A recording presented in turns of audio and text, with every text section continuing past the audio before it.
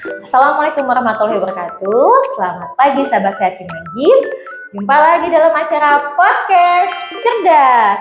Cerdas menjaga kesehatan, cerdas hidup bahagia. Ketemu lagi dengan saya Putri Wulandari dan saya bersama Dr. Gina Atika. Halo. Hai dok. Halo semuanya. Oke. Nah bulan ini, bulan Juli ya dok. Hari ini hari Sabtu tanggal 26 Juli. Dimana tanggal 23 Juli kemarin kita memperingati Hari Anak Nasional ya dok. Nah karena Hari Anak Nasional, maka dari itu bulan ini kita akan mengangkat tema tentang Hari Kesehatan Anak. Dengan topik yang lebih spesifik yaitu adalah menciptakan generasi emas dimulai dari periode emas. Kita mulai langsung aja ya dok. Menciptakan generasi emas dimulai dari periode emas. Terus periode emas itu apa sih dok? Oke, jadi periode emas itu kita sebutnya sama juga kayak 1000 HPK. Jadi 1000 hari pertama kehidupan. Itu dimulai dari pertama kali janin kebentuk ya. Jadi dari awal banget sampai usia kurang lebih 2 tahun, 1000 hari itu ya. Oh, jadi dari awal janin terbentuk itu dari kehamilan ya dok ya? Dimulai sampai dari kehamilan. Anak tersebut lahir sampai berusia 2 tahun? Iya, betul. Oke, baik. Terus kenapa disebut periode emas sih dok? Kenapa disebut periode emas? Karena memang di 2 tahun pertama atau 1000 hari pertama ini yang sangat krusial ya, di mana perkembangan otak, fisik, psikologi, dan kognitif anak atau bayi itu paling pesat di periode itu, dan juga kan nggak bisa diulang lagi ya. Kira-kira apa aja ya dok yang mesti diperhatikan dalam masa periode emas tersebut? Mungkin sekarang kita bahasnya fokus dari yang setelah lahir dulu kali ya mbak ya. Oh iya boleh dok, benar. Nanti kalau kita bahas dari janin takutnya kepanjangan ya. Mungkin akan ada episode selanjutnya kali ya dok. Iya, Oke, nanti kita coba keep ya dok. Mesti stay tune juga nih. Tungguin episode selanjutnya ya. Siap. Oke. Kira-kira apa tuh dok yang mesti diperhatikan pada masa usia 0 sampai 2 tahun di periode emas tersebut? Oke, secara garis besar mungkin ada 4 ya, nanti anak-anaknya banyak nih. Tapi yang utama itu ada gizi, asupan gizi yang seimbang, kemudian dari pencegahan penyakit, kemudian stimulasi sesuai usia, sama yang terakhir itu pengadaan lingkungan yang penuh kasih sayang, yang aman dan penuh kasih sayang. Nah, terkait gizi seimbang, gimana tuh dok sebetulnya terkait gizi seimbang pada anak 0 sampai dengan 2 tahun gitu ya dok ya? Kalau dari baru lahir kan pasti kita perlu ASI eksklusif, terus nanti perlahan sampai ASI dan lain-lain gitu. Kalau bayi pasti kan ya perutnya masih kecil dan ternyata ASI aja udah cukup tuh sampai 6 bulan. Oke, jadi nggak perlu makanan tambahan ya dok? Jadi 0 sampai 6 bulan catatannya hanya boleh minum ASI aja. Iya betul. ASI itu udah jauh lebih dari cukup. Nah kalau 6 bulan ke atas itu ASI mesti tetap lanjut. Kenapa sih dok mesti ASI? Kenapa enggak ya udah ASI campur susu formula gitu ya pada sekarang karena kan sekarang kebanyakan tuh susu formula juga pada banyak ya yang memang kandungannya juga kayaknya wah banget tuh di iklan-iklan kita gitu ya. Kenapa sih dok mesti ASI? Sebenarnya bukan berarti susu formula nggak bagus ya. Cuma kan pasti ada yang membedakan apa ASI sama susu formula gitu. Bedanya adalah kalau misalkan ASI karena dari ibu, jadi masuk tuh kayak antibody dari ibunya, yang akhirnya nanti kan masuk ke bayi gitu. Nah itu salah satu bentuk sistem kekebalan pertama yang muncul gitu. Jadi pertama kali itu muncul dari ASI. Bayangin kalau misalkan nggak pernah dapat ASI gitu langsung susu formula, berarti kan ada kemungkinan nanti bayinya lebih rentan sakit gitu karena nggak dapat sistem kekebalan yang pertama itu. Nggak dapat antibody itu ya dok? Nggak dapat antibodinya. Dok, jadi ASI itu justru malah kandungannya lebih lengkap ya dok dibanding susu formula ya? Iya, ASI yang paling lengkap justru. Oke baik. Nah selanjutnya dok, berarti kan 0 sampai 6 bulan hanya butuh ASI saja ya dok, ASI eksklusif ya kita bisa sebutnya ya dengan programnya ya. Selanjutnya setelah itu, setelah 6 bulan, gizi seimbang apa sih dok yang harus dicukupi oleh orang tua? Nah kalau 6 bulan ke atas itu ASI mesti tetap lanjut, tapi bayi udah mulai kita kenalin namanya MPASI. Jadi makanan pendamping ASI. Udah mulai dikasih makanan yang mungkin teksturnya mulainya lunak-lunak gitu ya, karena kan dia baru 6 bulan mungkin belum banyak giginya gitu. Nah nanti udah 6 bulan terus 9 bulan, setahun, nanti lama-lama teksturnya tuh dinaikin. Kayak gitu, dari yang awalnya mungkin kayak cuma bubur saring atau yang di blender gitu kan banyak juga ya. Terus lama-lama nanti jadi dicacah, terus nanti usia setahun ke atas baru bisa makan kayak kita biasa gini gitu kan. Ada yang ngebedain nggak sih dok makan anak dewasa sama makanan anak-anak? Kalau makanannya apa aja, sebenarnya bisa pakai makanan kita kayak biasa ya. Cuma kan mungkin kayak komposisinya tuh bakal beda-beda. Dimana kalau misalkan lagi pertumbuhan, apalagi yang 1000 HPK ini penting banget ada namanya protein hewani. Oke. Gitu, kayak misalkan dari ayam, telur, daging, seafood, ikan, udang gitu juga bisa. Oke, jadi diupayakan anak tersebut makan protein hewani gitu ya dok ya maksudnya? Betul. Kenapa sih mesti kayak protein hewani gitu ya dok ya? Kalau lagi masa pertumbuhan pasti lebih butuh banyak energi kayak gitu. Apalagi anak-anak kan aktivitasnya ada aja ya, banyak lari-lari segala macem. Makanya itu juga perlu protein hewani tadi untuk membangun massa ototnya kayak gitu-gitu. Oh jadi kalau protein lebih ke untuk pertumbuhannya ya dok. Sedangkan kalau dewasa dia lebih butuh sayuran kayaknya, lebih butuh sayuran dan buah-buahan. Iya betul. Ya mungkin dewasa supaya hidup lebih sehat kali ya dok ya. Nih Mbak, aku punya. Kalau teman-teman sama Mbak juga pernah lihat yang isi piringku ya. Oh iya. Kalau ini kan buat dewasa nih, jadi sepertiga makanan pokok, sepertiga sayur. Nah, lauk pauknya nggak nyampe sepertiga. Tapi kalau misalkan di anak-anak, di balita gitu ya, pokoknya yang mulai MPASI 6 bulan sampai 2 tahun, itu lauk pauknya mesti lebih banyak. Jadi sepertiga di sini untuk khusus lauk pauk. Terutama yang ada protein hewaninya, kayak misalkan ayam, telur, ikan, daging, kayak gitu-gitu. Oh oke, itu ya dok yang ngebedain ya protein hewani ya. Kayak tadi yang pertama terkait gizi seimbang ya dok. Berarti kita lanjut ke poin yang kedua ya dok, terkait stimulasi tadi ya dok ya. Betul. Kalau dari stimulasi apa aja sih dok yang mesti diperhatikan oleh orang tua? Oke, kalau stimulasi kan dia buat perkembangan anak ya, jadi beragam banget gitu. Yang penting kita perlu stimulasi sesuai dari usianya. Oke, jadi stimulasi pun sesuai usia gitu Harus ya dok sesuai ya. usia. Misalnya itu kayak motorik halus, motorik kasar. Kalau motorik kasar tuh kayak berjalan, lompat, tendang gitu. Kalau motorik halus tuh yang kecil-kecil yang mungkin berhubungan sama kayak tangan, kaki gitu ya, kayak misalkan dia untuk menulis, menggenggam benda, kayak gitu. Nah selain motorik halus dan kasar ada lagi nggak dok stimulasi yang harus dilakukan oleh orang tua? Ada, salah satunya itu bicara ya. Makanya kan kita harus sering-sering nih ajak anaknya ngobrol, ngerti dia nggak ngerti itu masalah belakangan. Yang penting kan dia ngedengar kan, dia pasti dengar, terus harus ngeproses. Oh bahasa nih gitu, bahasa baru gitu. Jadi akhirnya dia belajar bahasa, terus dengan pasti kan balas ngomong ya. Nah itu juga belajar untuk bicara kayak gitu. Ya makanya kita suka denger ya yang anak-anak yang speech delay misalkan kayak gitu ya dok, mungkin karena kurang stimulasi bicaranya gitu Iya, ya dok. mungkin banget. Oke. Nah terkait tadi penyakit yang bisa dicegah dengan imunisasi gitu loh, apakah semua penyakit bisa dicegah dengan imunisasi dok? Ada beberapa penyakit ya, penyakit khusus yang bisa kita cegah dengan imunisasi. Ini ada juga lagi-lagi di Boping. Kalau dulu disebutnya imunisasi dasar lengkap, sekarang ada rebranding sedikit jadi imunisasi rutin lengkap. Gitu. Jadi sampai 18 bulan nanti yang terakhir. Nah apa aja dok? Kadang mungkin orang tua tahu ya kalau balitanya atau anaknya disuntik gitu ya, jadwalnya disuntik cuman nggak tahu tuh fungsinya apa. Boleh dijelasin nggak dok sedikit dok? Oke, yang paling pertama kali bayi dapet ya mungkin hepatitis, vaksin hepatitis itu biasanya langsung disuntik setelah bayinya lahir, maksimal 24 jam lah gitu ya. Itu gunanya untuk mencegah penyakit hepatitis B atau lebih seringnya dikenal dengan sakit kuning kali ya. Pokoknya yang kulitnya kuning, matanya kuning kayak gitu. Nah, terus nanti dari usia 1 minggu sampai 1 bulan itu ada vaksin BCG. Untuk apa tuh dok? BCG itu untuk mencegah penyakit TB. Jadi TB bisa dicegah ya dok dengan BCG ya?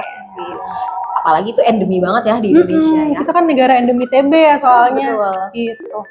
Tadi di usia sampai 1 bulan itu ada BCG sama ada polio tetes. Oh jadi 2 ya dok? Dua. Di usia 1 bulan polio tetes. Oke, kalau polio pastinya untuk pencegahan penyakit polio ya dok ya? Ya, penyakit saraf lah ya. Kadang-kadang kan kalau misalkan kena polio tuh efeknya bisa sampai lumpuh, nggak bisa jalan. Oh ya oke. Selanjutnya apa lagi dok? Oke, terus nanti ada juga nih di usia 2 bulan ada beberapa polio tadi lanjut. Terus ada DPT, HBHIB itu difteri, pertusis, dan tetanus. Jadi berbagai macam infeksi juga ya. gitu. Sama ada rotavirus. Rotavirus itu gunanya buat pencegahan diare. Karena anak-anak kan imunnya masih belum terlalu kuat. Banyak tuh pasti yang lagi salah makan apa, diare. Nah, rotavirus ini bisa banget untuk mencegah biar anak nggak gampang diare. Oh gitu ya, namanya anak-anak ya dok, kan kebersihan dirinya juga belum terbentuk ya. Apalagi dok? Gitu. Ada satu lagi namanya PCV, ini untuk pneumonia. Nah ini juga lagi hits ya dok di Indonesia Iya. ya. Bahkan ada bayi balita yang meninggal karena pneumonia ya. Iya, banyak banget sebenarnya anak-anak yang kena pneumonia itu. Kan sakit paru-paru ya, biasanya tuh datang-datang udah nyesek, udah apa sih, udah nggak bagus deh pokoknya gitu. Berarti mirip sama TBC ya dok? Mirip sama TB, tapi kalau TB kan biasanya kasih pengobatan lama tuh, sampai 6 bulan. Kalau pneumonia sebenarnya dia bisa banget penyembuhannya cepat gitu, asalkan cepat ditangani dan pencegahan juga kali tadi ada dengan imunisasi gitu. Iyalah, lebih baik mencegah ya dok dibanding mengobati. Iya. Ada lagi dok selain PCV? Kalau usia 2 bulan itu, nah di bulan ketiga sama keempat ini vaksin-vaksinnya tadi tuh diulang. Jadi ada beberapa yang sampai 3 kali dapatnya. Nanti pas usia 9 bulan itu ada vaksin campak sama rubella. Yang kalau iya. ruam-ruam merah, Demam ya, yang mirip kayak DBD ya. mirip DBD. Merah-merah soalnya merah-merah. Iya, betul-betul. Itu di usia 9 bulan. Sama ada juga polio suntik. Jadi tadi kan ada polio tetes. Nah, ini juga ada polio suntik. Jadi usia 9 Di usia bulan. 9 bulan. Berarti udah selesai tuh dok, sampai 9 bulan aja imunisasinya. Sampai 9 bulan itu, terus nanti juga ada imunisasi lanjutan nih. Di usia 18 bulan. Oke, berarti dari 9 sampai 18 itu nggak perlu imunisasi ya dok, nanti lanjut lagi pada saat usia 18 bulan. Kalau misalkan udah lengkap semua sampai 9 bulan udah. Tapi kadang-kadang mungkin ada yang lupa atau apa, itu masih bisa dikejar. Oh iya, kadang-kadang kan mungkin bukan cuma lupa kali dok, mungkin pada saat jadwal imunisasi atau posyandu nggak sempat gitu ya dok ya, atau mungkin bayinya sakit gitu kan ya. Kadang-kadang suka ada yang udah datang nih, ternyata lagi demam, lagi batuk pilek, udah deh nanti aja gitu. Nah, nantinya aja tuh kadang-kadang yang suka jadinya kelewat. Berarti masih bisa dikejar masih ya bisa dok? dikejar. Nah tadi dok terkait 18 bulan imunisasi apa aja dok yang harus didapatkan dok? Oke, 18 bulan itu ada yang lanjutan tadi ya, yang DPT, HIV, HB, yang difteri pertussis tetanus sama campak. Jadi dua-duanya lanjutan. Oke, tadi terkait imunisasi ya dok. Nah, tadi terkait pencegahan penyakit, ada juga tadi dokter sempat bilang ada vitamin A dan obat cacing ya dok? Betul. Nah, vitamin A itu bisa didapatkannya kapan aja sih dok? Sama di mana sih dok? Terus buat apa ya dok? Vitamin A itu biasanya dikasihnya bisa 2 kali dalam 1 tahun ya, misalkan di bulan-bulan Februari sama Agustus. Oke. Gitu. Terus di mana dok bisa masyarakat mendapatkan itu? Bisa dapat di posyandu sama puskesmas, karena ini kan program pemerintah. Jadi ya anak-anak memang berhak untuk dapat itu, disediakan dari pemerintah. Berarti memang hak anak ya dok ya? Masuk hak anak juga. Nah, buat apa sih dok vitamin A? Manfaatnya apa sih dok? Manfaatnya vitamin A terutama untuk kesehatan mata ya, kesehatan mata dan juga membantu pertumbuhan anak. Gitu. Terus oke, berarti buat mata sama pertumbuhan anak ya. Terus yang bisa dapat tuh usia berapa aja ya dok? Dari usia 6 bulan sampai 59 bulan. Oh berarti 6 bulan sampai dengan 5 tahun ya dok? Sampai 5 tahun, iya. Oke, berarti dari 6 bulan sampai 5 tahun anak kita berhak untuk mendapatkan vitamin A gitu ya? Berhak dapat setiap tahunnya. Oh, setiap tahunnya ya, dan 2 kali tadi Dan ya 2 dok? kali. Tahun. Itu bulan Februari dan Agustus. Nah, berarti bulan depan ya dok ya? Iya, Kan pas bulan depan banget ya. Agustus ya? Oke, berarti ayah bunda jangan lupa ya untuk memastikan balita kita mendapatkan dan meminum vitamin A dari posyandu, ataupun mungkin kalau nggak datang ke posyandu bisa ngambil dapat di puskesmas ya. Terakhir ya itu obat cacing ya dok. Nah, itu gimana dok? Oh, namanya juga judulnya obat cacing gitu ya dok. Pasti kayaknya buat pencegahan biar nggak cacingan gitu ya dok, benar nggak dok? Betul, Oke. jelas ya. Ya karena udah cukup jelas ya obat cacing. Nah itu tuh bisa didapatkannya sama dok di puskesmas juga apa gimana dok? Sama, bisa dapat di puskesmas juga. Oke. Semua anak minum dok atau yang curiga cacingan aja nih, kayaknya ini anak kurus semua gitu kan ya? Kok doyan makan tapi nggak gemuk-gemuk gitu atau gimana dok? Kayaknya kalau pencegahan nggak mesti nunggu curiga sakit dulu kali ya. Kan dari start usia 1 tahun itu udah bisa dikasih obat cacing. Oh gitu, berarti mulai dari anak usia 1 tahun sampai dok? Sampai 5 tahun juga sama. 5 tahun juga bisa dapat ya. Berarti untuk usia anak-anak tuh masih dapat ya. Cuma kayaknya di sekolah juga ada ya dok ya? Nah, nanti di sekolah tuh biasa juga ada dapat. Untuk yang sekolah SD ya kalau nggak salah ya dok. Oke. Tapi untuk usia, karena kita saat ini ngebahas tentang anak aja, jadi anak-anak yang 5 tahun khususnya ya, karena tadi periode emas juga sampai dengan 2 tahun tadi ya dok ya. Jadi juga bisa berhak mendapatkan obat cacing tentunya untuk pencegahan penyakit cacingan ya. Itu kapan aja dok didapatkannya? Sama kah kayak vitamin A atau gimana dok? Sama ya. Ya, jadi berarti sama dok, bulan depan jadi bakal dapat 2 ya dok ya, obat cacing sama vitamin Iya, A bisa ya? sekaligus makanya. Nanti sekali datang bisa dapat vitamin A-nya sama obat cacing. Oke, siap. Kita ke yang terakhir ya dok ya, yaitu tentang perlindungan dan kasih sayang tadi ya dok ya. Betul. Nah itu sebenarnya poin pentingnya apa sih dok? Ini intinya tuh terkait kesehatan mental anak ya. Gimana caranya ayah bunda bisa bikin lingkungan yang nyaman, yang bisa nunjang kesehatan mental anak gitu. Jadi nggak ada yang kayak mungkin dia terlalu terpuruk gitu, terus menyendiri, tantrum gitu. Sebenarnya arahnya ke situ. Kadang-kadang itu anak tantrum bukan karena dia jahat ya, kayak kadang ada yang tantrum sampai mukul-mukul gitu. Sebenarnya kan bukan berarti anak jahat. Sebenarnya itu dia lagi merasakan sesuatu yang nggak enak, tapi nggak tahu nih gimana cara keluarinnya ya, gimana Caranya salah gitu ya dok? gimana cara ekspresikan marahnya tapi dengan sehat gitu.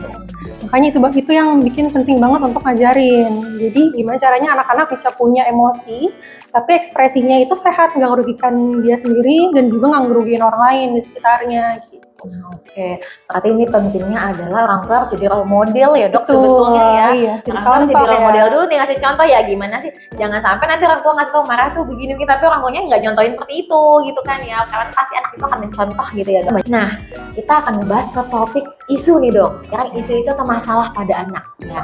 Terkait yaitu yang lagi booming dan hits adalah tentang stunting. Oke. Nah sebetulnya stunting itu apa sih dok? Mungkin masih ada ya sahabat sehat Simalis yang belum tahu nih terkait stunting. Boleh disampaikan dok? Mungkin kadang-kadang orang taunya stunting tuh pendek gitu ya, Ya. anaknya kecil-kecil gitu. Sebenarnya bukan cuma pendek, dia kenapa bisa pendek karena memang kekurangan gizi dalam jangka waktu panjang gitu. Nggak cuma pendek tapi biasanya perkembangan dirinya, perkembangan otaknya itu juga bisa terganggu gitu. Makanya kenapa penting banget stunting ini kita cegah dari awal. Cara pencegahannya semua topik kita tadi mbak. Iya, dari seimbang tadi ya dok ya, kemudian stimulasi perkembangan, pencegahan penyakit dengan imunisasi, vitamin A dan obat cacing, sama perlindungan dan kasih sayang kepada anak untuk kesehatan mental anak. Yang kedua adalah terkait zaman sekarang nih dok, kan kita ada di zaman era digital ya dok ya, dimana sekarang kok anak-anak tantrum sedikit akhirnya ayah bundanya karena agak sibuk dikasihnya gadget ya dok, gawai lebih gitu cepet kan ya biasanya ya Iya, antengnya. dan anak-anak pun anteng ya dikasih itu. Nah itu gimana sih dok, ada dampak buruknya nggak sih dok buat anak-anak kita? Dampaknya pasti perkembangannya ya, lagi-lagi tadi aku sempat bilang kayak diajak ngobrol itu semua buat stimulasi. Tapi kalau misalkan sehari-hari main gadget, nonton aja gitu terus, kan dia nggak ada stimulasi langsungnya gitu loh mbak. Di bawah 1 tahun itu nggak boleh ada screen time sama sekali. Jadi baru boleh screen time tuh pas usia 1 tahun ke atas ya dok? Usia 1 tahun ke atas pun itu kalau kepepet aja, kalau misalkan kayak video call gitu. Berarti emang tidak dianjurkan ya dok ya untuk anak 2 tahun 0 sampai 2 tahun untuk dia melihat atau menonton mungkin ya, dan menonton gadget ya. Karena dengan menonton pun tadi selain stimulasi perkembangannya jadi terganggu, juga pasti organ matanya ya dok ya. Iya. Ya. Kadang yang dewasa aja kan, kalau anak-anak remaja maupun dewasa gitu ya, melihat gawai gadget lama, kita juga bisa jadi pusing gitu kan ya. Baik sahabat sehat Cimanggis, kita udah ada di akhir acara nih ya. Oke, terima kasih ya dok untuk ilmunya hari ini. Baik, saya punya pantun nih ya. Cakepnya ya dok, jangan lupa. Oke, siap. Jalan-jalan ke terminal, Cakep. sambil makan buah tomat dan bakpian. Cakep. Selamat Hari Anak Nasional untuk anak Indonesia yang sehat dan bahagia.